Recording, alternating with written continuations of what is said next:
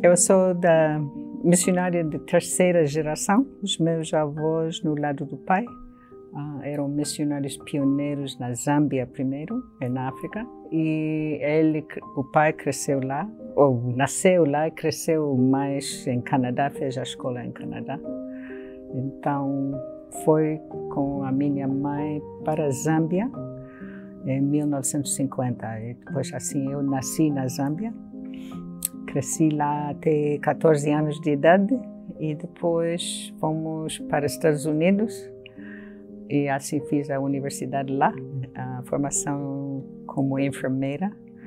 Depois fiz mestrado na teologia e depois especialização na enfermeira pediatra, enfermagem pediatra. Assim, depois cheguei na Angola em 79 como missionária a trabalhar numa escola, num hospital missionário na altura. E durante a guerra, não é? A guerra de independência começou realmente em 75 ou antes, realmente em Angola nos anos 60 já começaram a lutar contra os portugueses e depois 75 receberam independência.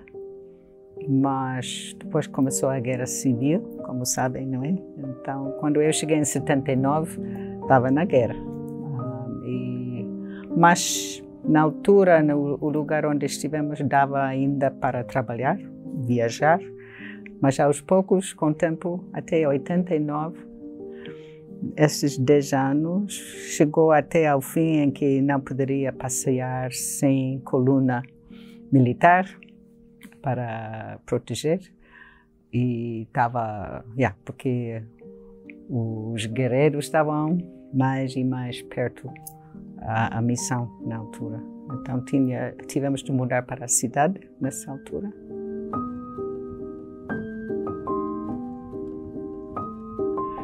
Sim. Nunca perguntamos de que exército pertencia. Assim tratamos qualquer. O meu foco era muito mais as crianças e tivemos clínicas nas aldeias, centros da igreja para prevenção, não é? As vacinas e ver como está a crescer a criança e tudo isso, né? Nutrição, essas coisas. Então, sempre gostei desse tipo de trabalho, mas também gosto muito da teologia, então.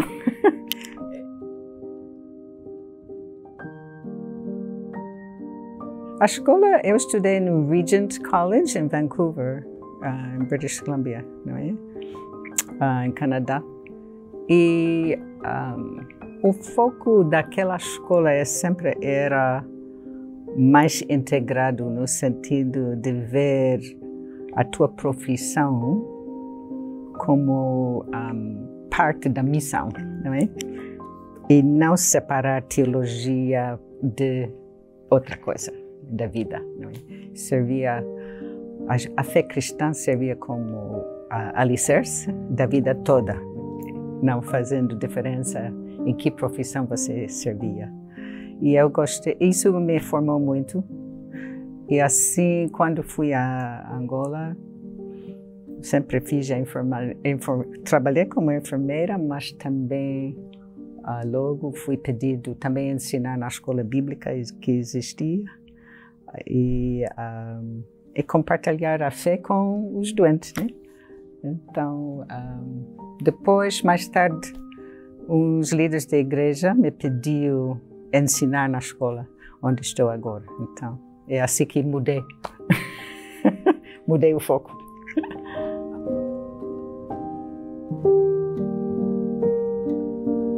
Angola tem tido, como cristãos em Angola, tem tido muitos desafios diferentes durante este tempo todo que estou lá.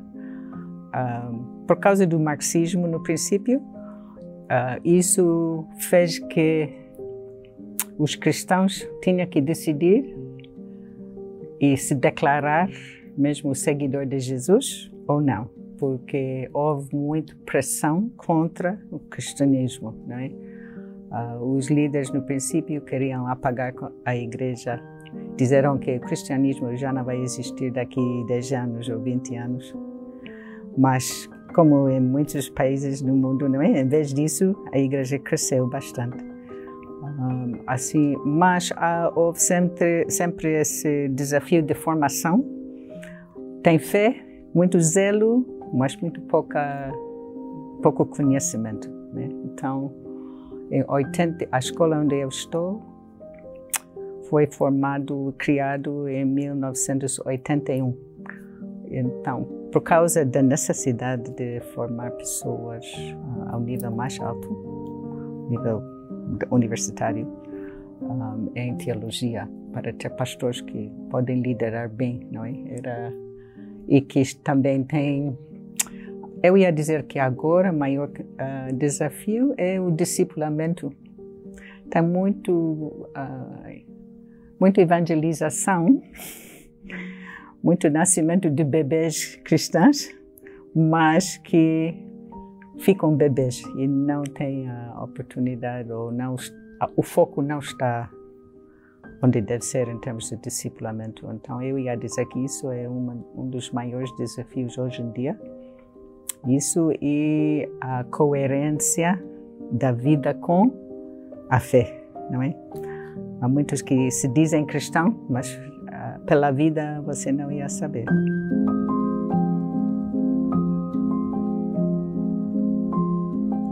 A escola, as lideranças da igreja que sempre queriam ter o objetivo, ou um dos objetivos ao longo prazo era de ter uma formação no nível mestrado também, porque viram que pessoas saindo de Angola para mais formação raramente iam voltar. E assim disseram, não, precisamos formar mesmo dentro de igreja, dentro de Angola para não perder, né? Então, assim, eu fui pedido fazer doutoramento para poder voltar a ajudar nesse sentido, a criar. Então, quando estivemos a ver como fazer e com quem, pensamos no FTSA como uma escola irmã que poderia servir como parceiro, não é? Então, cheguei aqui em 2016 para ver o que seria possível em termos de parceria. E nesta altura, disseram sim, não temos como fazer currículo em comum necessariamente, mas podemos fornecer professores que podem ir lá, vamos dispensar para 1 ou 2 semanas para fazer aulas intensivas com os estudantes em Angola. Então é esse o tipo de parceria que criamos no fim. As lideranças de igreja na Angola disseram as áreas mais necessitadas são da liderança, da missiologia e da educação cristã.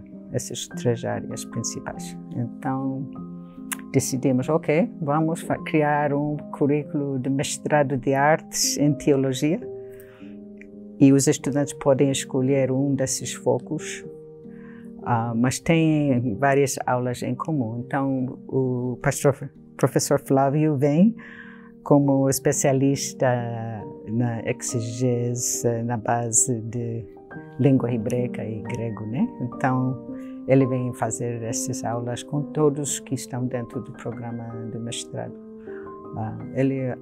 O professor Don Finley, que esteve aqui há muitos anos, também ele vem fazer uma disciplina para nós, não agora como FTSA, no princípio era ainda aqui como professor. Ele encontramos em 2016. Mas ele faz liderança missional e global, é a disciplina que ele ensina. Então, porque não temos, são muito poucos angolanos formados na área teológica que têm o seu doutoramento. Então, para o nível mestrado tem que ter, não é? Então...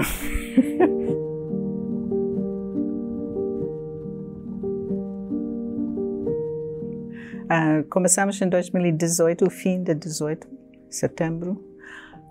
É um programa modular de 2 anos, então, desde que começamos, são pelo menos 15 ou mais que têm acabado completo. O problema nosso é que temos, eles fazem 1 ano de aulas e 1 ano para a sua tese, né? E o que encontramos é que muitos vêm para as aulas, fazem esta parte do trabalho, mas depois ficam engolidos pelo trabalho na igreja e leva muito tempo para completar a sua tese e defender. Tivemos 5 que receberam os seus diplomas em julho este ano, que já foi um grande sucesso, mas temos pelo menos talvez até 20 agora que acabaram completamente. Destes 4, 5, alguns são já professores tempo parcial conosco e outros tempo integral. O nosso DEM acadêmico, por exemplo, foi graduado no primeiro grupo deste programa de mestrado. Então, estamos a trabalhar agora para a acreditação oficial do programa com a ACTEA, que é como a ITAL aqui no Brasil. Então, um dos objetivos era ter pessoas que podem escrever livros para o contexto angolano, em vez de precisar sempre ter livros do Brasil ou de África anglófono, etc. Não é? Então, e muitos dos nossos já têm feito já algum livro acerca de família cristã, acerca de missiologia, tinha que escrever hoje de manhã um prefácio de um livro acerca da importância da escola bíblica dominical para crianças, porque isso é outro desafio, não é? As crianças têm valor num sentido na cultura, mas não estão consideradas pessoas. Então, a EBD fica uma coisa ignorada, né? E não tem um foco em muitas igrejas e não tem espaço. Então, é um dos desafios grandes para a igreja.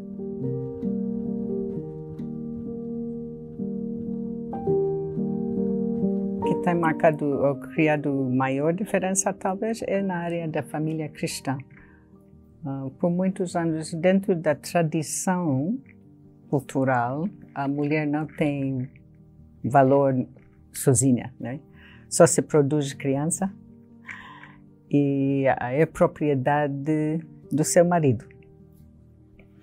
Então, e isso ainda é bastante forte, infelizmente.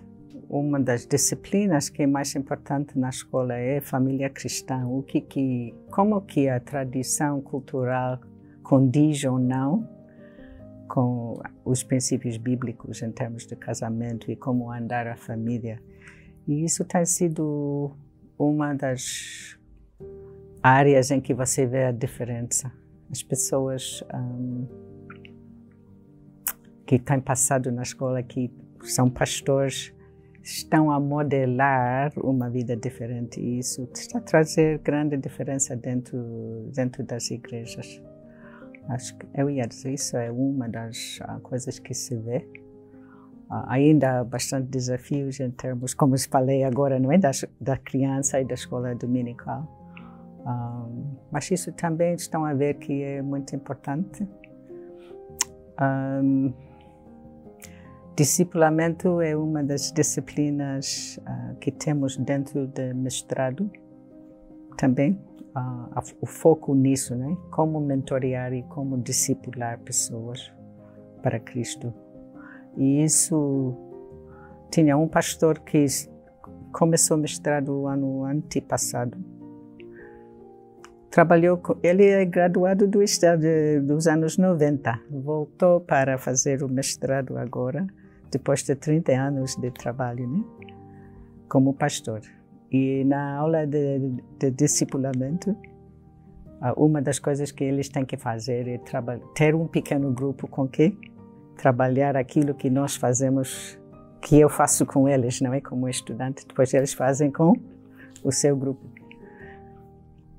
E ele veio, depois da segunda aula, veio muito excitado e muito feliz a dizer: nunca viu na sua vida pessoas que queriam estudar a Bíblia tanto como agora, né?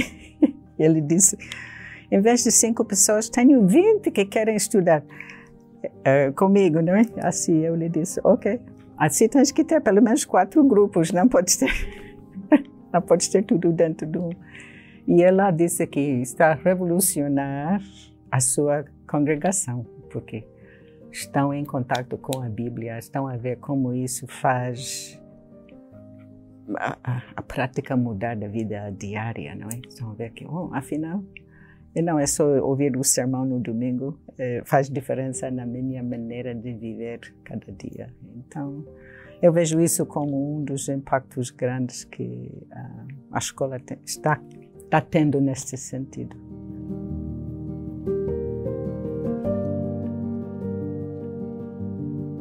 Okay. Uma das coisas que começamos no ano passado é de oferecer um ano, 2 semestres de formação à noite, porque o nosso programa é tudo, até agora, residencial, é de dia. Tem outro programa modular no nível de licenciatura, mas o residencial tem sido sempre a base da escola. Agora, mais e mais pessoas querem estudar, mas estão a trabalhar, não é? Então fica difícil vir. Então, mas houve uma das coisas que, não sei se está aqui no Brasil também, é o termo teologia pública, que realmente, para mim, parece a nova terminologia para a missão holística, num sentido, né? Quer dizer, como é que a minha fé relaciona com a minha profissão, né?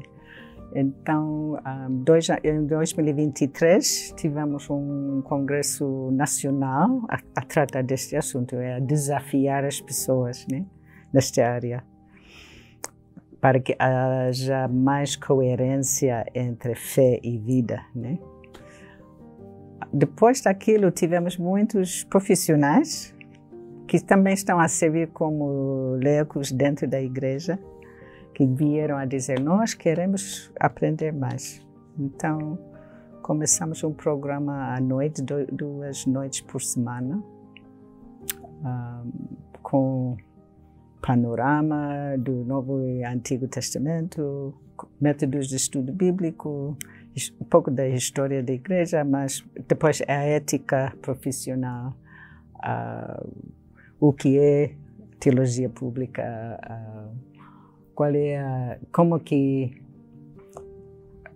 como viver a tua fé dentro da sua profissão.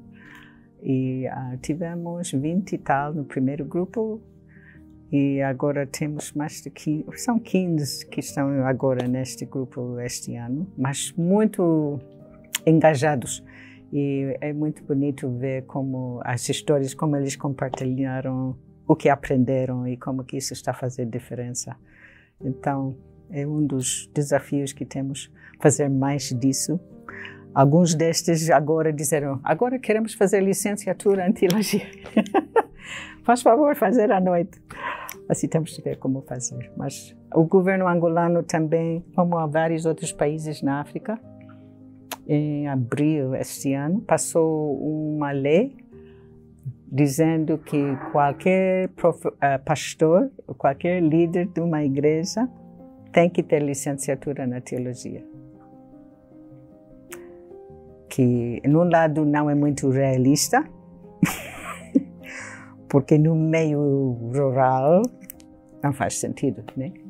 Mas, do outro lado, o governo está preocupado por causa de muito abuso, exploração de pessoas que se chamam bispo, se chamam pastor ou não sei o quê, que não têm nenhuma formação bíblica e que estão a levar muita gente fora, né? E a ganhar dinheiro assim. Então isso, assim se entende muito bem a preocupação. E na África toda, né, dizem que hoje em dia são 87% dos líderes das igrejas na África toda, não só de Angola, não têm nenhuma formação teológica, bíblica, que é muito preocupante quando você pensa no tamanho ou a estatística do número de cristãos dentro da África. Angola dizem, não, acho que o número que eu vi é 95% dizem que são cristãos, mas evangélicos é muito menos, né? Mas mesmo assim a corrupção e tudo está tão grande que você pensa, que tipo de cristão, não é? E assim isso é um dos maiores desafios para o futuro, para agora, é como preencher essa lacuna grande, né? Em termos de formação e ensino e discipulamento. Assim precisamos algumas ajudas mais dos nossos irmãos aqui do Brasil para vir, porque por causa da língua já fica mais fácil, né?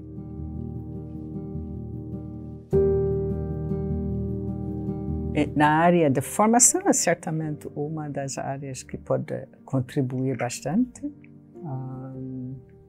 Isso é sempre necessário. Na área de saúde também temos muita necessidade em Angola. Assim, ter médicos tem agora uma possibilidade de cooperar com uma formação. Se tem especialização, pode ir fazer ensino na especialização lá. Isso é uma outra área. Mas também tem necessidade para pessoas na tradução da Bíblia, na tradução de materiais e tudo isso, né? Assim, qualquer área realmente tem possibilidade de cooperar e vir nos ajudar ou orar, pelo menos o mínimo é orar para nós, né? Os desafios, como aqui no Brasil também, são grandes. A escola onde eu estou é como qualquer escola teológica no mundo, tem desafios grandes em termos de sustentabilidade financeira, a pagar os professores, que são quase todos angolanos. Então, são a economia de Angola, apesar de ser um país rico, a economia não está a andar bem por causa de mal gerência, eu ia dizer, não é? Então isso também cria dificuldades para os estudantes. Com certeza o Brasil tem os mesmos desafios, né? Mas, acho... E não, os angolanos que vêm aqui estudar, eles mandam regressar e não ficar aqui.